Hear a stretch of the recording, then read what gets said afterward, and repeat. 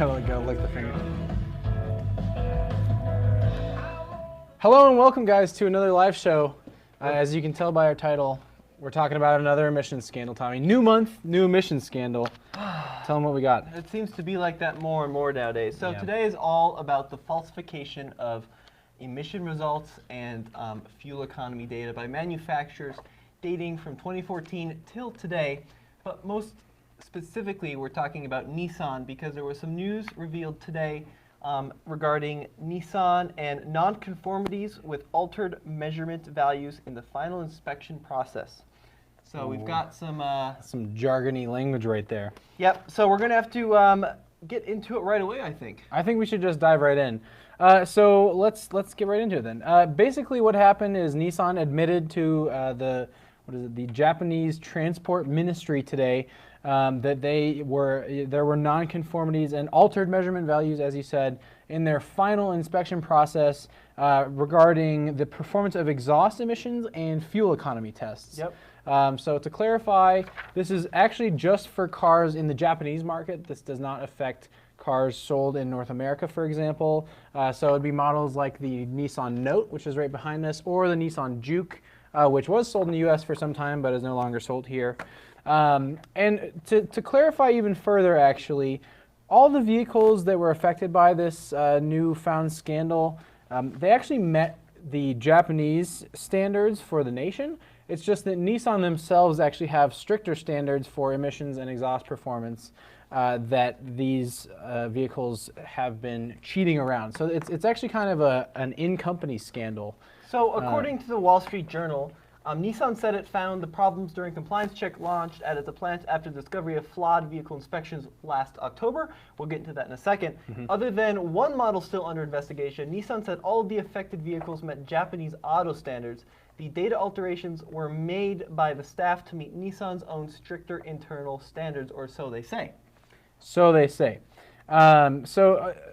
Overall, it was actually 2,200 sample tests that are performed at Nissan plant at six different Nissan plants in Japan. Yep. So tell us a little bit more about that. Yeah. So of the 1,200 tests, 2,200. Yeah, but 1,200 tests of 1,200 tests, 55% showed some sort of falsification. Cars were tested at speeds and duration outside requirements set by Japanese regulations, but allegedly stuff like testing equipment wasn't calibrated correctly or properly. And Reuters says that based on this incident, that tampering dates back to 2014 and involved 10 employees in a report that came out in October. So this report that came out in October of late last year, inspectors have been signing off on final checks for decades, according to a CBS report, that have been false, right? Or they've been, essentially claiming that a vehicle is okay when it may not be. Right. Yeah. It's curious that Reuters has reported that it's just 10 employees that are involved in this so far. So it's definitely a small scandal compared to some of the other ones that we're going to talk about later in the show. So I guess to provide a little perspective from us here, given the information we've been getting throughout the day, obviously this news came out very early this morning because Japan is like many time zones ahead of us. It seems to me like this is kind of on a different scale than a lot of the other scandals that we'll be talking about, just because it seems very internal and it's just kind of Nissan trying, or some employees at Nissan allegedly trying to work around the company's own stricter standards, which is just kind of a unique scandal to be stuck in. Well, the scandal that occurred, or the discussions that occurred last October, according to Forbes, the October Nissan announcement said that vehicle inspections had been conducted by uncertified technicians. That resulted in a total recall of some 1.2 million vehicles. This was back in late last year, right? Right. And so far, as of this latest news coming out on these falsifications, they have resulted in no recalls thus far. No recalls thus far because they don't actually, the cars actually all still meet Japanese requirements. Right. It's just the Nissan requirements that they don't meet. But let's take a broader look at emissions and fuel economy falsification claims and allegations within the last few years, because really what in my mind launched a lot of this discussion happened back in 2014. That was, of course, the Volkswagen Dieselgate scandal. And we'll go into all the details in a second. But there's been a whole line of these allegations, some confirmed, some not. For example, back in 2016, Mitsubishi admitted to falsifying fuel economy tests for 25 years. That was as of 2016. March 2017, GM faced class action lawsuits for cheating with Chevy and GMC HD pickup trucks. January 2018, truck owners sue Ford for alleged emissions cheating. February 2018, Mercedes-Benz accused of cheating as well. BMW back in 2018 March had their headquarters raided by German prosecutors. And then maybe even most recently in April 2018, Subaru admitted to falsifying fuel economy data. Yeah, so over the last, we'll call it, 4 years, there's been tons of emission scandals, or allegations yep. at least for emission scandals. And so, maybe we'll dive into some of the individual scandals themselves, and then maybe we'll do some discussion about why this keeps happening later on in the show. But to move on to Subaru first, because that's the most recent one before this new issue with Nissan. Back in December of 2017, basically Subaru admitted to falsifying their fuel economy data. So in December, Subaru launched a huge investigation into possible tampering with fuel economy and emissions data. Then we got an update in March of 2018 where Subaru actually missed its deadline to file a report with the Japanese Transport Ministry, which I'm sure was a large slap on the wrist. But when they did file their report, what did they find? So the report concluded in April of 2018 that inspectors tampered with the fuel economy number. So 900 vehicles out of 7,000 inspections between 2012 and 2017 had, quote, inappropriately altered data. So basically, Subaru cited weaknesses in their audit functions for the non-conforming inspections, and it affected models, again, produced solely in Japan, not models overseas, but there it was the Forester and the Outback, just not U.S. models. It was only for models in Japan. Well, we got to look at this as a world issue too, right? This is not just a Japanese issue. This has been occurring throughout the globe from all sorts of manufacturers. For example, one that we should touch on briefly too before we continue with some of the Germans was allegations involving Hyundai and Kia, right? Yeah. So this occurred back in 2014. Hyundai and Kia were fined $100 million for misleading fuel economy numbers that were inflated over what users were actually getting out of their vehicles. So this has been a world problem, not just the Japanese, not just the Koreans, not just a German problem as we saw with Volkswagen. So let's keep going.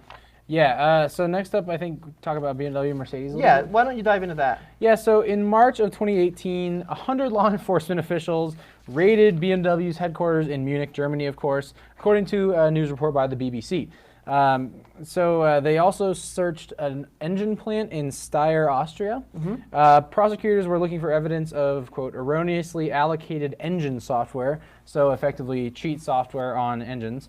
It affected the European versions of the BMW 750D, so the diesel model, and the M550D, so a diesel M product.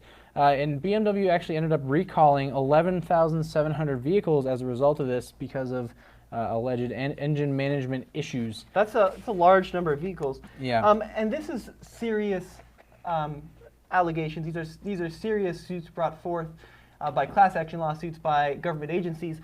And they're serious if 100 law enforcement officials are raiding, not just entering, they didn't asking, knock on the door or anything. No, they are raiding for documents to find these falsehoods in some cases. So this is a really serious stuff that we're talking about today. Yeah. And like you said, none of these vehicles, neither the 750D or the M550D models, were sold in the U.S. The ones that were recalled. No. So it's curious, like where Volkswagen made the mistake of falsifying emission stuff with cars that are sold in the U.S. It seems like everyone else has just kind of kept it to their own domestic markets. Well, if we look into other manufacturers, so back in February of this year, U.S. investigators started looking into whether Mercedes' parent company Daimler cheated on emissions tests as well. The German newspaper Bild am Sonntag, if that's correct, broke a story and found reports similar to the Volkswagen Dieselgate scandal allegations. They said that documents indicated software shut off emission controls after 60 miles. This was, of course, according to that German newspaper Bild am Sonntag. And then in June 2018, the Fortune reported that German government orders a recall of 238,000 cars equipped with diesel engines. These included. That's in Germany. In Germany, yes. These are in Germany. Yeah. The German government ordered the recall of 238,000 cars, including the C-Class and GLC, all equipped with diesels. Right, and then Reuters later reported that 774,000 total Mercedes-Benz models across Europe altogether contained the cheat software. So it was 238,000 vehicles in Germany, but almost 750,000 vehicles in the rest of Europe altogether. According to Reuters. According to Reuters. But of course, it's not just European, it's not just Japanese, it's not Korean. There's even some US manufacturers who have been accused over the past few years of having some emissions scandals. So, of course, the first one is FCA. So back in May of 2017, the US Justice Department sued Fiat Chrysler for violating the Clean Air Act, which was most notably focused on the Jeep Grand Cherokee and Ram EcoDiesel models, which allegedly had defeat devices installed to get around emission testing equipment. So in total, it was 104,000 Jeep Grand Cherokee and Ram EcoDiesels that were ultimately affected. There hasn't been a final settlement on this allegation yet, but some people are claiming that FCA may face a fine of up to $1 billion by some estimates, but of course nothing has been settled. And since this has all happened, the Ram 1500 and Jeep Grand Cherokee EcoDiesels are actually back on sale. Yeah. So it seems like FCA has at least, according to U.S. officials, fixed the problem. Now it's just a matter of settling on the allegations from May of 2017. Well, the question is, though, it's taken them a long time to bring this 3-liter EcoDiesel back onto the market. And there were a lot of times during this period where we weren't sure what the deal was going on, and we tried reaching out, but it was very confusing.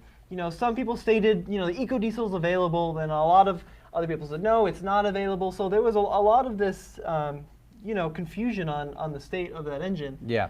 But it is coming back. We talked to FCA and the Ram guys a couple weeks ago, and the EcoDiesel is going to be available in the current Ram 1500 in the Classic. So it's coming back in the 4th generation Ram later this year. Okay. Availability has not quite yet been announced on that, but hopefully later this year with the corresponding re-entry of the Ram 1500 Classic. Yeah. And that engine is one that has been inserted into a lot of vehicles, right? Both Grand Cherokee and 1500 EcoDiesels. And we think that it's coming to the Wrangler soon as well, potentially. Potentially. Yes, it has been announced that a diesel is coming to the Wrangler, and I do believe that it is that 3-liter EcoDiesel that they've been using across the board. Speaking of trucks, we also have more news in class action lawsuits with U.S. auto truck manufacturers. Yeah. In May of 2017, there was a class action lawsuit filed against GM for defeat devices in Silverado and Sierra HD trucks. All this information is available on TFLtruck.com. Yep. Yeah, I'm sure Andre has covered it thoroughly over there. Yeah, and according to TFLtruck.com, Duramax V8 turbo diesels allegedly produce 2 to 5 times the nitrous oxide emission requirements that were legally allowed. Yeah, so the class action lawsuit alleged that there were 3 different defeat devices, but GM claims that there is, quote, no merit to these allegations. So GM is not really backing down on these claims. Yeah, and these are class action lawsuits, let's make that clear. Right. And then also in January of 2018, truck owners sued Ford for emissions cheating, according to a report by Bloomberg. So that lawsuit claimed that 500,000 Super Duties made from 2011 to 2017 have defeat devices that were producing actually up to 50 times the legal amount of nitrous oxide emitted. But again, like GM, Ford has denied that it installed these defeat devices. So we're kind of still waiting to hear the official outcome from both the Ford and GM lawsuits because those are still kind of underway. Right. Now, before we go on to our next topic, perhaps the auto manufacturer that really started this emissions cheat ball rolling, we need to talk about our hood. Yeah, welcome to the hood. So maybe for the past few episodes now, we've had a new piece of our show called Welcome to the Hood. It's just a cool way for you guys to interact with us and for us to promote our Super Chat feature. So if you give $5 to the Super Chat, we will write your name on our Diamond Jubilee Mark V Lincoln Continental hood. If you give $10, we will put your name up there and send you a TFL truck sticker. Do we have any of those? Oh, we've probably got one somewhere floating around. Exclusively available here. Exclusively available, not for sale anywhere else. And if you send us $50 for the Super Chat, we will send you not only a sticker, but also one of these hats, which can be signed by members of the TFL team, should you choose. So if you do send us anything in the Super Chat, just send us an email at info@tflcar.com. For the $10 or $50 donations. But anyways, back to the show. Back to the show. Let's talk about Volkswagen. So Volkswagen was huge in the spotlight back in 2014 through 2015. So in 2014, the International Council on Clean Transportation, the ICCT, revealed a study that demonstrated excessive emissions on U.S. market Volkswagen diesel models. Yes. So the EPA accused Volkswagen of installing illegal emissions defeat devices, and then the U.S. Justice Department decided to open its own investigations with Bosch, who makes a lot of different automotive components, but mostly, I think they're most well known for fuel injection systems, at least in the 80s they probably were. But Bosch was also accused for actually programming the emission software, according to this, allegedly, according to this lawsuit. Well, it's worth noting how the scandal took place and how these cheat software works. We have a lot of information about this way back on TFL Car. This was breaking news several years ago. But under certain circumstances, the vehicles allegedly, when they were in like a test mode, right, in emissions test mode, would produce higher levels of emissions than were accepted. And then when the vehicles were taken off, the testing devices, right, and the parameters were met, they would start polluting more than was allowed per regulation. Right. Right. So as a result, many vehicles have been fixed. The company ended up recalling 8.5 million cars in Europe alone, and I think the total is somewhere like 11 million cars total. I think it's under 11 million cars. Yeah. Which is just, that's an incredible amount of cars. Yeah, basically the former CEO, Martin Winterkorn. Winterkorn, mind you. Winterkorn, excuse me. Martin Winterkorn resigned from Volkswagen. Porsche's then CEO, Matthias Müller, took over. In October of 2015, that same newspaper, Bild am Sonntag, reported that Volkswagen engineers admitted actually to installing defeat devices back in 2008. Right. The reason being that there was, quote, irreconcilable emission limits and cost constraints. Irreconcilable, huh? Irreconcilable. Huh. That's a 25-cent word right there. Well, it's worth noting, I have the number here, according to the Wall Street Journal, Volkswagen AG has acknowledged rigging nearly 11 million diesel vehicles worldwide to cheat on emissions tests, including some 600,000 in the United States. That is an absurd amount of cars. That is a ton of cars. That is a ton of cars. Now, I think we should talk about these irreconcilable emission limits and cost restraints for a second. Yeah, let's talk about it. Yeah. So each government, right, and each government jurisdiction has throughout the world has its own emission standards, right? And they're different across the countries. Yep. And it can vary depending on where you live in the world. So irreconcilable is a bold statement, I think. Yeah, it's really bold. Basically, what that statement, I think, the way I interpret that is, it was too hard and too expensive to meet the requirements that were set, I guess, by the German regulatory boards or the U.S. regulatory in boards. this case. Which, I guess this maybe gets into that question of why are so many companies seemingly being forced into cheating on their emissions. But I think let's detail the rest of this of the Volkswagen scandal, and then we'll get back to that question. Yeah. But I think it's a really good discussion to have. So in November 2015, there was a stop sale on Volkswagen, Audi, and Porsche diesel models, right? Yep. And the EPA said that there were more cars that have been, or said that there were more cars that had been manipulated than previously thought. Yep. January 2016, the U.S. Justice Department sues Volkswagen, Audi, and Porsche over these said defeat devices. Fast forward to April 2016, Volkswagen sets aside $19 billion, or just over 16 billion euros, for compensation payments and fines. Yeah. So in November of 2016, Volkswagen announced the Transform 2025 Plus, which basically invested several billion euros in alternative engines. And a side note, that also cut 30,000 jobs globally. So basically, this is like Volkswagen has shifted their focus largely to other cleaner forms of transportation than diesel. Well, I think we'll see that going forward at least. December 2016, Volkswagen starts compensation and the buyback program for customers. Lots of news on this back in late 2016. Customers could have either retrofitted their vehicles with legal software to allow them to pass or meet federal requirements. Or they could have optioned to have their vehicles bought back by Volkswagen themselves. Yeah, so my aunt actually has, there's a video up on TFL Car that's an Audi versus Audi drag race. So the first two Audis are both 2018 models. It's the Q5 and the SQ5. But my aunt actually owns a 2016 Q5 TDI that was affected by the Volkswagen Audi Porsche emissions scandal, and she opted to do the payback, not the buyback. Okay. So her car has been retuned by Volkswagen or Audi, I guess, more correctly. She was given, I think, $9,500 in compensation. Wow. So $8,500 from Audi and another $1,000 from Bosch.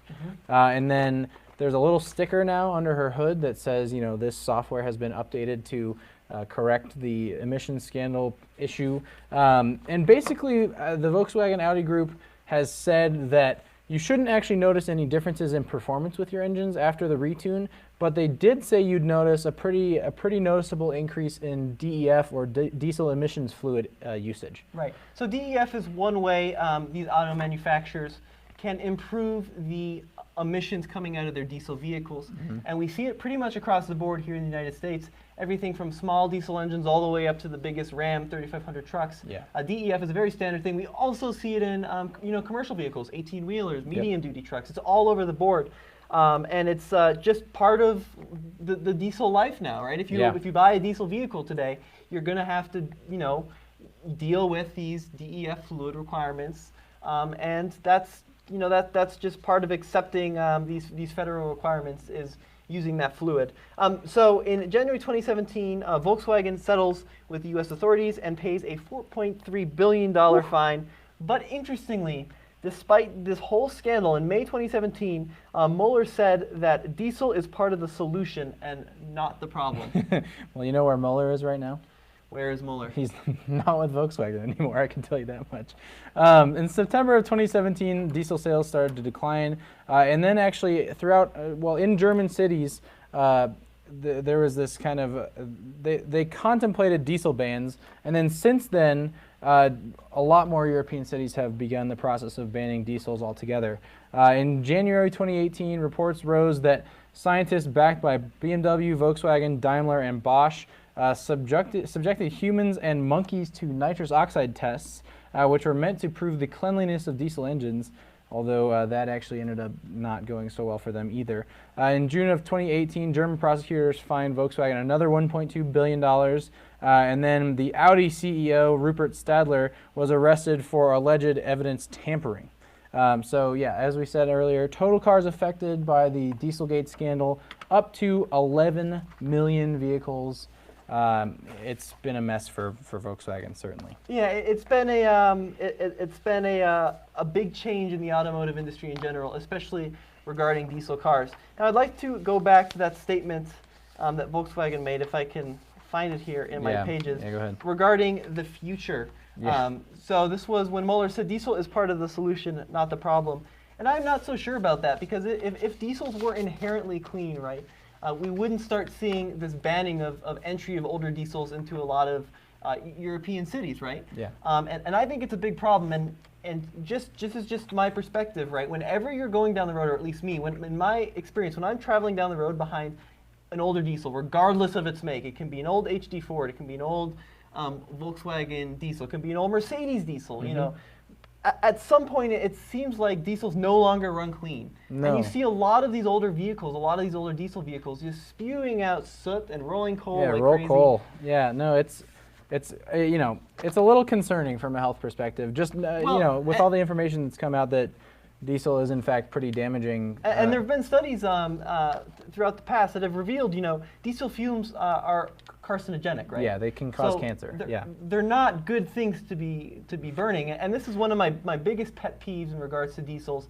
And I don't know where you're from watching this, but it's a thing in the United States, and they've been trying to crack down on it, the U.S. government. But rolling coal, right? Yeah. A lot of HD truck guys, I shouldn't say a lot, some HD truck guys think it's cool or it's interesting to purposely inject huge quantities of diesel into their combustion chambers to create this effect of these black clouds, right? Yeah. And you can see this a lot on drag strips. Sometimes this happens where there's just these massive clouds of black smoke.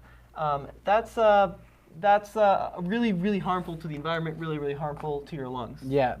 Yeah, no, it's I have found myself, it's summer out, you know, I like to drive around with the windows down every once in a while, but then a big old diesel like F-250 something comes up and just blasts me with black smoke, and it's not the most pleasant experience, I must admit. So why are these manufacturers finding these workarounds to make diesels, to make these modern vehicles more efficient, or inflating MPG numbers? Well, Nissan's employees kind of admitted it.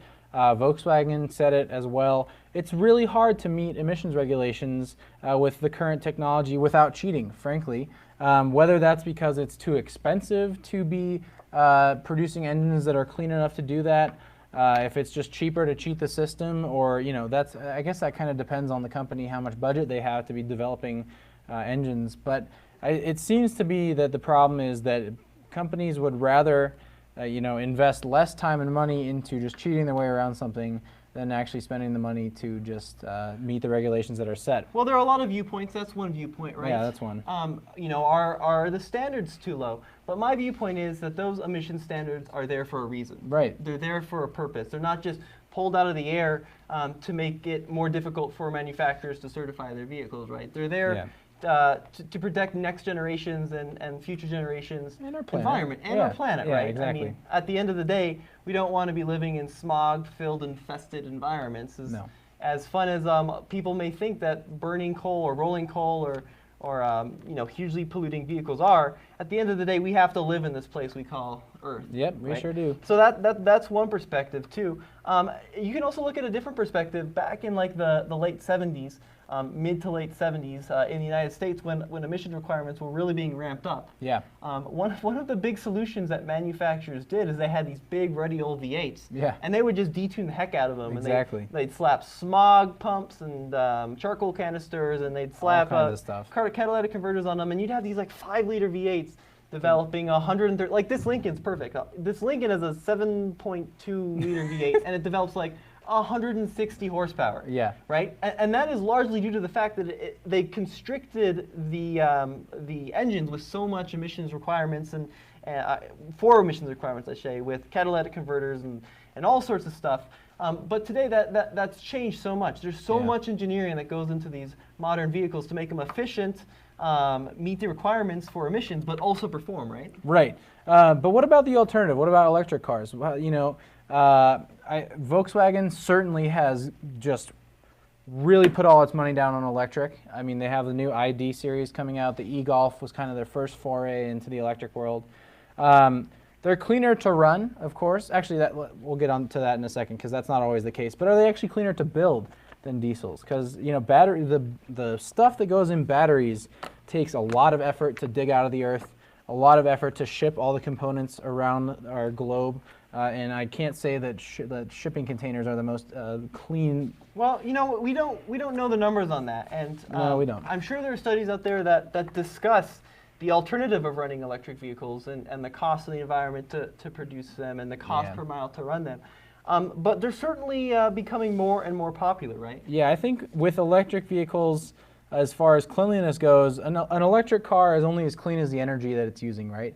So in my home state of Washington, it's like 90% hydrogen electricity or something like that. It's really heavy hydro. Here in Colorado, we use, well, a lot of I think, natural gas, but we also use a lot of wind energy here. So in places where your energy is clean, then yeah, sure, electric cars are pretty clean. But if you're in a state that just burns a lot of coal to make electricity, then you're still just burning something in the first place. Which But does that burning of coal offset the fact that you're running an electric vehicle is the question. Yeah, I don't know. And we're going to have to do some more digging on that because that is a great point. But it certainly looks like the wave of the future, right? If you look back 10 years ago, 2008, 2007, it would be relatively unheard of to have an electric vehicle. Yeah. But Tesla came out with the Roadster right around that time, late 2000s, early 2010. That era, and they've really become more and more popular. I remember the first time I saw a Leaf on the road, it was this weird, crazy thing to see an all-electric vehicle, and now they're just part of society. You see them running around all the time, and you see partial zero-emission vehicles and plug-in hybrids, and it's becoming the wave of the future in my mind. That's scary to a lot of us car enthusiasts, but it also provides a lot of potential, right? We see performance coming out of these pure electric vehicles. Crazy performance at that. That we never heard of. I mean, Tesla claims 1.9 seconds 0 to 60 on the Roadster. 1.9 seconds. That is mind-bogglingly fast. But it also lacks things from an enthusiast perspective. It doesn't make noise. It doesn't have a transmission. There's no gears to run through. Yep. But anyways. So let us know in the comments below what your take on these allegations, these scandals, these lawsuits are. And I'm really curious, what do you guys think of diesels in modern vehicles? This will be a discussion for next time. Yeah. But does the diesel engine have a place in a modern family vehicle? That's a good question. We have a Land Rover Discovery with a 3-liter diesel V6 right out back. So we'll be sure to provide you more videos on that stuff. As always, this is Tommy. And Mike saying thanks for watching, guys. Please be sure to come back Monday, Wednesdays, Fridays at 4 p.m. Mountain Time. We go live. And now on Tuesdays and Thursdays, we'll be talking trucks. Talking trucks. Well, we won't be talking trucks, but someone else will be talking trucks. So please come back and watch our live shows. Thanks again, guys. Thanks, guys.